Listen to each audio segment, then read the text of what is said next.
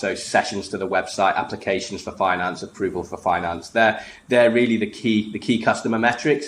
Repeatability is that's something that fascinates us. And whereas I know a lot of the businesses you talk to are SaaS businesses, and when I wouldn't say we're recurring revenues in that sense, but at the same time we kind of are, because people tend to buy in the UK. People tend to kind of move on to a new car every 3 to 4 years, something like that.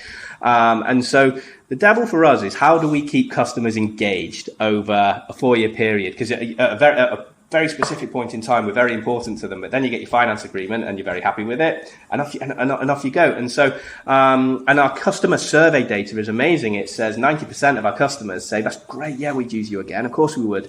But actually, when you look at our CRM data, there's quite a delta between those that actually do re-engage and those who say they would.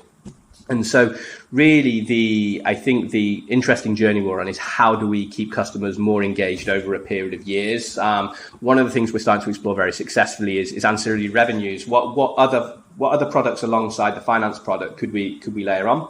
And then perhaps kind of surface that in the account area, and they can look to add on things over time.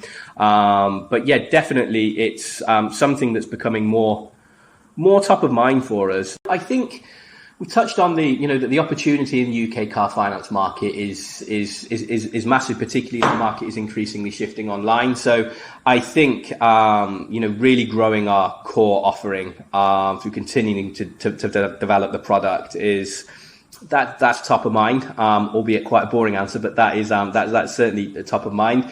One thing I've touched on, though, is this increasing repeatability, and how rolling out ancillary products alongside our core offering can really help with that. Plus, it's extremely margin enriching for us. So it's something that we've kind of incubated this year. We started looking at warranties, and that's something that I think we'd really like to start scaling. So I'd say this coming year could be the real year of revenue diversification for us.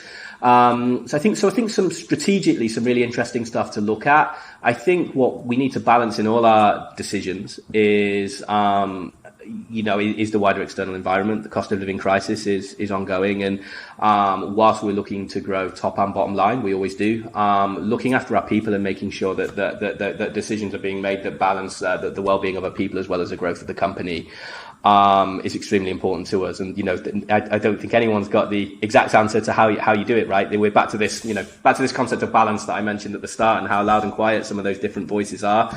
I'd say that's probably going to be the biggest thing that we get stuck into this year for sure. This podcast is made possible by Ledge. This podcast is made possible by Ledge.